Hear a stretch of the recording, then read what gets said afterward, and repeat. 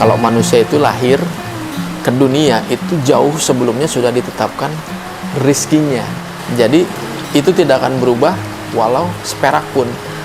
Dia mau jadi apa, mau usaha apa, mau seperti apa, nilai rizkinya nggak akan berubah. Dan ini yang diterapkan sekarang ini di dalam saya berdagang gitu loh. Jadi sebenarnya kita mau rame, kita mau sepi, itu tidak akan mengubah nilai rizki kita gitu.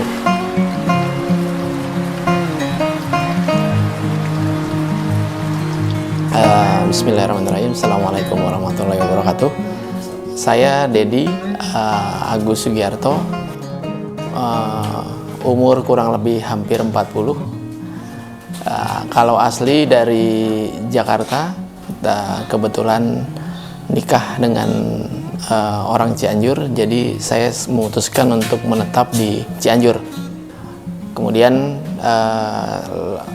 selepas kuliah dari 2005 sampai 2016, 11 tahun kurang lebih, itu menghabiskan bekerja di perbankan.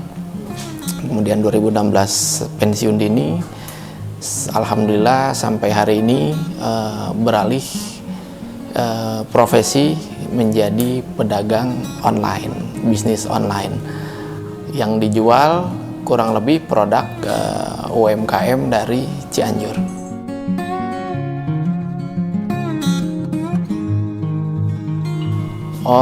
Untuk bisnisnya yang saya jalankan sendiri ya saat ini, saya mulai di tahun 2014 atau 2015 kurang lebih. Itu pun karena istri. Jadi istri awalnya coba-coba dagang online baju dari Tanah Abang. Kebetulan yang dijalanin istri itu dropship. Alhamdulillah saya lihat kayaknya menarik nih bisnis online.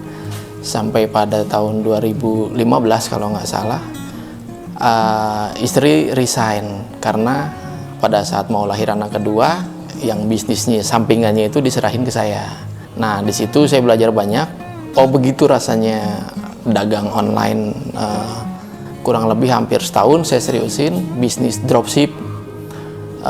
Baju-baju dari Tanah Abang, itu pakaian anak, pakaian dewasa, gamis, segala macam itu saya jalanin sampai pada akhirnya saya memutuskan untuk ngambil pensiun dini. Tadinya saya memutuskan untuk resign, cuman nggak diizinin sama pimpinan unit gitu kan. Sampai akhirnya di tempat saya kerja di Bank Niaga itu keluar program pensiun dini. Akhirnya saya ikut program pensiun dini. Disetujui tapi harus nunggu 1 tahun. Jadi saya keluarnya 2016 bulan April. Nah selama kurun waktu setahun itu, di situ saya belajar untuk online. Karena pensiun dini saya dapat dana pensiun kurang lebih 100 jutaan lebih. Di saat itu saya mikir saya lunasin hutang-hutang yang ada, kayak semodel kartu kredit dan yang lain-lain saya lunasin.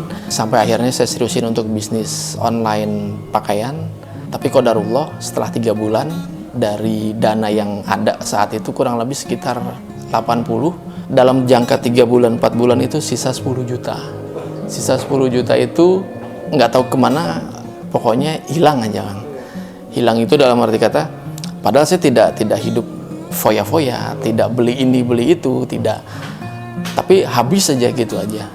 Dan kemudian bisnis yang saya jalanin juga kesini sepi.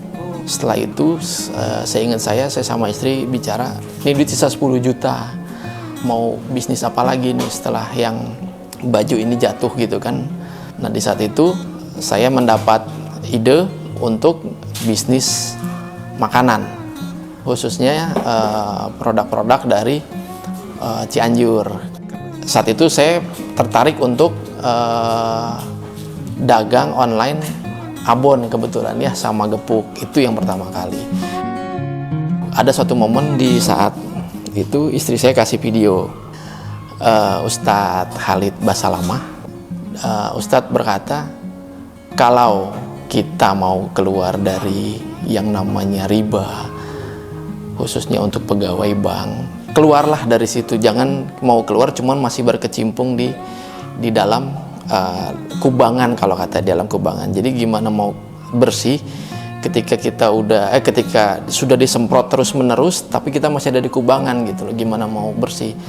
Keluarlah dari kubangan itu sehingga nanti pada saat proses pembersihannya dapat terlaksana dengan baik, mungkin maksudnya seperti itu. Nah di situ saya baru ngeh gitu, riba tuh kayak gimana segala macamnya. Saya belajar dari situ, terus saya juga akhirnya belajar tentang muamalah ya.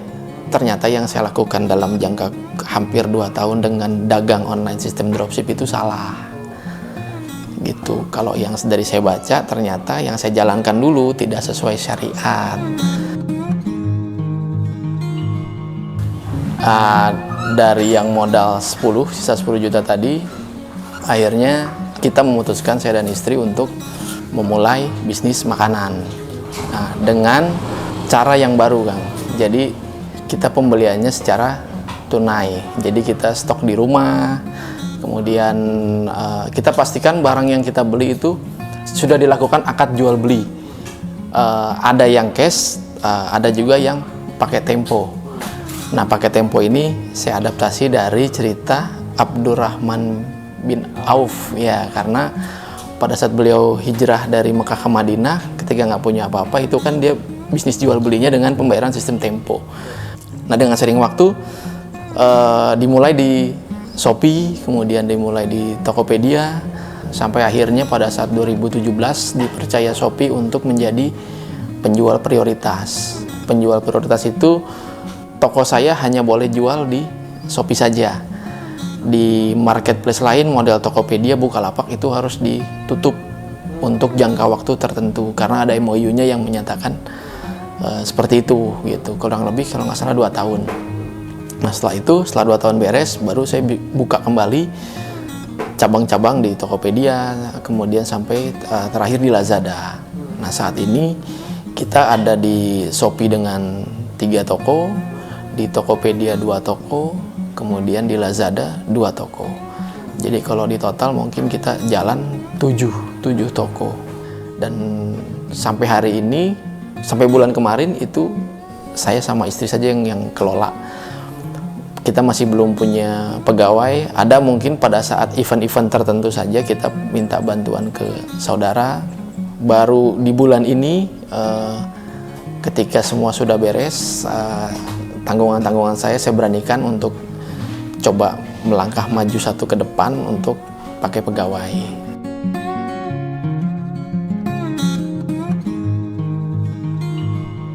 Pada saat itu dari yang sisa 10, saya masih punya cicilan mobil. Ya, sisa-sisa kewajiban dulu yang belum saya penuhi. Itu ada cicilan mobil, kemudian harus anak sekolah 2 gitu kan. Dan saat itu juga saya kontrak rumah kurang lebih 15 juta lah setahun. Tapi intinya sih kalau untuk modal yang saya pelajari, memang mungkin banyak pengusaha atau UKM ngeluhnya modal. Sebenarnya sih nggak harus modal banyak sebenarnya kalau dari awal ya. Kita kembangkan dengan dari modal yang ada, selama manajemennya benar, otomatis modal tersebut akan jadi besar, Kang. Caranya gimana? Yaitu yang saya pelajari adalah jangan dana modal, kemudian dana operasional dan dana untuk yang lain-lain itu disatukan. Jangan. Kita harus bagi-bagi. Kita harus bagi-bagi posnya. Ini dana untuk modal nggak usah diotak-atik. Ada dana untuk anak-anak, ada dana segala macam, itu harus dipisah. Kalau saya dulu mungkin modelnya dana dari marketplace Shopee itu untuk modal sehari-hari gitu kan diputar. Dana dari Tokopedia itu buat keperluan lain. Kemudian dana dari Lazada itu untuk tabungan yang nggak diganggu gugat. Jadi ketika kita tarik, udah kita nggak ganggu gugat. Jadi masing-masing sudah ada posnya. Dengan demikian kalau manajemennya baik, otomatis modalnya juga semakin bertambah gitu kan. Jadi nggak perlu lagi tuh kita harus pinjam ke bank gitu kan, atau pinjam kemana segala macam, itu nggak perlu.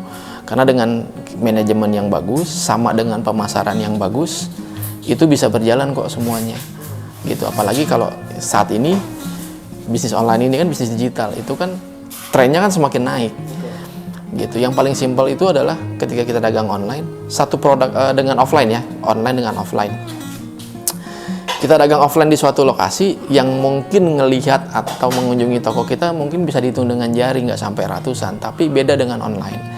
Ketika kita buka toko online, yang lihat dan datang masuk ke toko kita itu hitungannya bukan ratusan, bisa sampai ribuan gitu loh. Bedanya di situ. Nah, kenapa nggak dengan kemajuan yang seperti sekarang ini, kita yang pedagang online ini, kita ikutin alurnya gitu loh. Kita ikutin alurnya.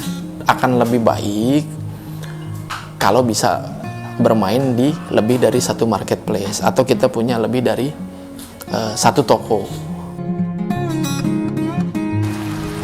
Bahkan saya pernah terjebak dalam satu sesi di mana omset itu memang besar tapi dengan profit yang kecil ya, gitu. Jadi seperti apa ya, kayak kerja bakti mungkin Kang ya. Jadi omset besar, paket banyak gitu kan, tapi saya kurang memperhatikan dari sisi profit. Nah, itu mungkin karena dulu saya ngejarnya nilai transaksinya atau nilai pesanannya yang harus keluar, bukan nilai profitnya gitu. Itu mungkin maksudnya dulu karena ingin cari pelanggan atau segala macam. Saya sempat terjebak dalam proses itu gitu, kurang lebih 2 tahun.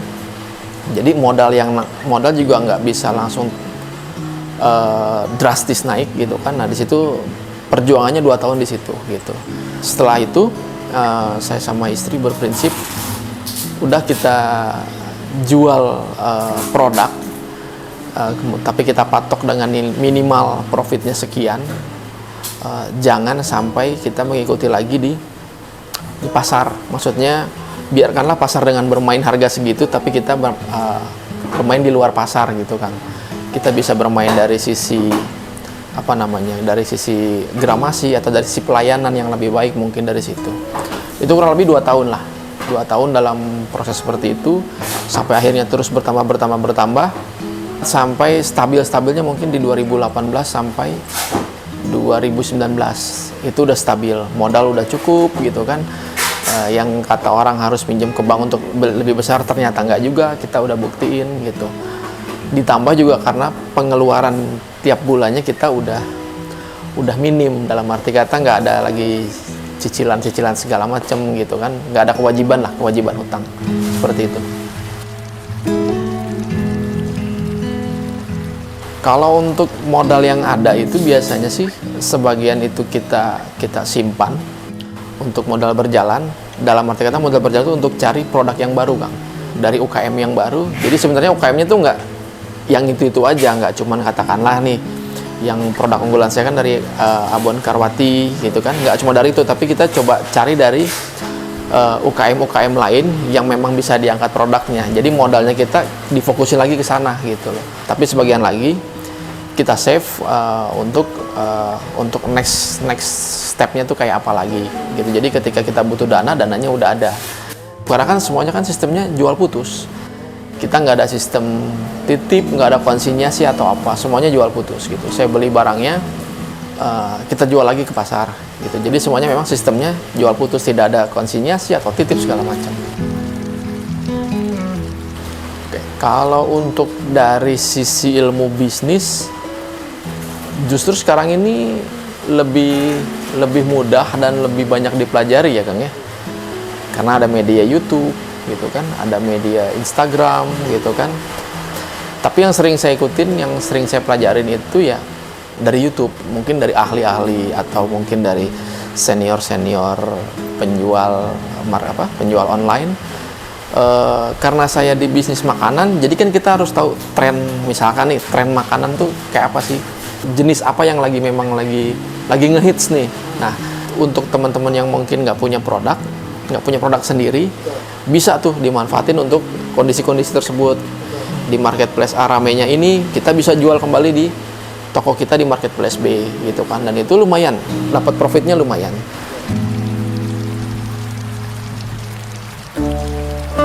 Maju dan tidaknya usaha kita kan kembali lagi dari Allah ya, yang menggerakkan para pembeli untuk datang melihat dan membeli ke tempat kita, itu memang kadang-kadang dari Allah gitu kan. Prinsip yang saya bawa berdagang ini, dulu saya nggak paham konsep ini, tapi setelah berdagang saya baru paham konsep rizki Kang. Jadi saya lupa di Al-Quran dalilnya di surat apa, cuma dari yang saya pernah baca disebutkan Kalau manusia itu lahir ke dunia itu jauh sebelumnya sudah ditetapkan rizkinya, nilai rizkinya, ya kan? Jadi itu tidak akan berubah walau seperak pun. Dia mau jadi apa, mau usaha apa, mau seperti apa, nilai rizkinya nggak akan berubah. Dan ini yang diterapkan sekarang ini di dalam saya berdagang gitu loh. Jadi sebenarnya kita mau rame, kita mau sepi, itu tidak akan mengubah nilai rizki kita gitu. Mau punya 1 toko, mau punya 2, 3, 4, 5, bahkan 100 toko pun tetap tidak akan merubah nilai rizki kita gitu loh. Kalau untuk konsep awalnya memang saya pribadi itu setelah terjun ke makanan ini, konsepnya adalah kita gimana caranya Kayla Zaki itu membantu teman-teman UKM yang nggak bisa promosi, karena kan kendala faktor susah majunya UKM adalah marketing kan, pemasaran. Karena mungkin bisa dibilang 50% atau lebih itu tidak paham konsep marketing, digital marketing atau marketplace segala macam. Nah, Kayla Zaki itu menjembatani itu. Jadi kita fokus di UMKM di Cianjur yang belum pernah jual barangnya secara online, itu kita bantu jual secara online gitu. Bahkan dari kita juga minta mereka untuk buka toko juga dengan produk yang sudah kita beli. Jadi di toko saya ada, di tempat mereka bikin toko baru dengan barang mereka sendiri. Jadi katakanlah di tempat saya itu sudah naik promosinya, kemudian dari orang-orang bisa lihat di toko sebelah ternyata si suppliernya sendiri bisa naik lagi produknya. Konsep kami seperti itu. Karena ada yang nanya, nggak khawatir ketika udah kita bantu up, ternyata dia juga buka toko lagi. Kalau buat saya itu nggak ada masalah, karena balik lagi tadi nilai rezekinya kan tidak akan berubah gitu. Itu konsep kita yang sampai hari ini, gimana caranya kita ngerangkul UKM yang ada di Cianjur agar bisa jual produknya secara online gitu. Mau lewat saya atau mau buka sendiri silahkan gitu. Saya belum pernah dari awal untuk menghitung nilainya, tapi kalau mungkin bisa dilihat di Shopee ya khususnya ya, yang bisa kelihatan, atau di Lazada kita, itu mungkin sudah puluhan ribu terjual. Sekarang mungkin yang jalan 5-10 UMKM. Ada yang dari produk Ibu Karwati, kemudian kita jual juga dari sambal dari Honje, warung kondang. Jadi rata-rata kita di tiap kecamatan tuh ada, walaupun kadang UMKM-nya sendiri nggak pede sama produk mereka. Jadi katakanlah jualnya masih bal-balan tanpa merek gitu kan ke kitanya gitu. Jadi udah we kumaha Kayla Zaki ngejualna, yang penting barang kita keluar gitu. Ada yang masih kayak gitu. Dan itu mungkin PR buat saya, ngedidik mereka buat ayolah kalau punya brand, naikin brandnya, jangan cuma jual barang tanpa brand gitu. Apalagi dengan kualitas yang dimiliki dari UMKM ini memang bukan minim ya, saya bilang sangat bagus, cuman mereka aja yang kurang percaya diri buat ngeblow up produk mereka ke pasaran. Kalau untuk saat ini saya sudah cukup senang dengan ngelihat produknya teman-teman UKM yang dulu belum ada di internet, belum ada di marketplace, itu sudah cukup senang lah buat saya. Memang konsep dari awalnya memang seperti itu, mengenalkan produk mereka sendiri, mereka jual sendiri ke konsumen lah. Ya kurang lebih seperti itu udah cukup menyenangkan kok ngelihat teman-teman UMKM udah pada ngerti marketplace, sudah pada ngerti Shopee, udah pada ngerti Lazada, bahkan ada beberapa yang teman saya juga dari kurir ekspedisi, bisa jualan dengan omset yang bagus sekarang, dia berani resign, bahkan barang-barang mereka sekarang udah banyak menyebar di marketplace walaupun masih tanpa nama gitu. Setelah berjibaku kurang lebih 5-6 tahun di bisnis online, saya berserta istri, alhamdulillah kami bisa beli rumah. Alhamdulillah kami beli dengan cash. Kami tidak kredit secara riba, KPR atau sejenisnya. Kami beli secara cash walaupun secara bertahap, tapi tetap tanpa bunga, tanpa denda. Itu yang kebahagiaan yang kami rasakan di tahun ini setelah berjuang sekian tahun. Akhirnya yaitu bisa mewujudkan salah satu impian dari kami. Lagi-lagi sesuai dengan khotbahnya Ustadz Khalid yang kita pegang berdua, kalau misalkan Allah izinkan kamu punya rumah, kalau kata Allah jadi, itu jadi. Tapi selama memang Allah belum mengizinkan, itu tidak akan terjadi. Maka jangan malu untuk ngontrak rumah atau segala macam, itu bukan aib gitu. Lebih baik ngontrak daripada pinjam ke bank, harus pinjam ke bank, harus KPR ini itu yang saya pegang sama istri. Makanya kita bertahun-tahun kita selalu ingat-ingat apa yang dikatakan dari salah satu dakwahnya Ustadz Khalid yang memang benar-benar jadi kita buat acuan gitu ya, jadi buat acuan. Tenang aja, nanti juga Allah kasih kok. Kalau memang sudah waktunya, Allah kasih. Itu jadi pegangan kita gitu. Dan memang terbuktinya Allah baru kasihnya di tahun ini gitu. Alhamdulillah gitu. Dulu saya berpikirnya gini, kalau saya punya pegawai itu akan mengurangi nilai pendapatan saya karena harus bayar gaji kan. Tapi pernah lagi ada quote yang mengatakan kalau ada pegawai yang datang ke tempat kita, kerja di tempat kita, itu rezekinya dia ngalir ke toko kita. Insya Allah toko kita makin berkah, makin ramai. Karena pegawai itu pasti punya rezeki dong. Ketika dia bekerja sama kita, ikut sama kita, partner sama kita, nilai rezekinya itu akan ngalir melalui toko kita gitu. Dan ternyata saya baru ngejalaninnya 1 bulan ini dan memang quote-nya terbukti. Alhamdulillah di bulan lalu penjualan saya sampai ke 3.500 paket, itu masuk target. Dari yang bulan sebelumnya sekitar masih 3.000-an juga, cuman nggak sampai sekarang.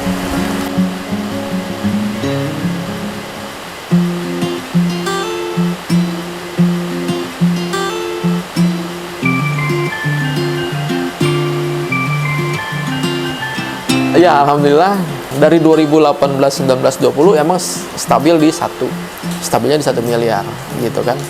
Cuman yang saya bikin heran ketika pandemi, ketika dimana orang-orang jatuh, saya tidak merasakan hal yang sama. Alhamdulillahnya itu saya. Karena makanya bisa kebeli ini dari, yaitu dana dari 2020 itu terkumpul, bisa DP rumah ini gitu.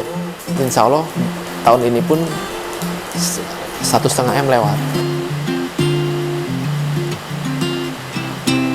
Kiat-kiat ya, kalau kiat-kiat yang pertama sih niat karena Allah, kemudian niat karena keluarga. Sebisa mungkin jangan pernah pakai modal dari riba gitu. Pakai dari modal yang ada, kembangkan dari modal yang ada. Itu yang kedua. Kalau yang ketiga, kita fokus sama apa yang kita lakukan. Maksudnya karena saya awalnya dari bisnis snack atau cemilan, selama 5 tahun ini terus aja fokus di situ. Jadi kita nanti akan dapat jatuh bangunnya tuh kayak gimana, solusi ketika jatuh tuh harus seperti apa. Jadi kita dapat itu dari dari fokus gitu. Fokus dan fokusin aja. Demikian yang sudah saya sampaikan. Saya Dedi, owner dari Kaila Zaki Shop. Semoga semua apa yang saya sampaikan bermanfaat buat semua. Assalamualaikum warahmatullahi wabarakatuh.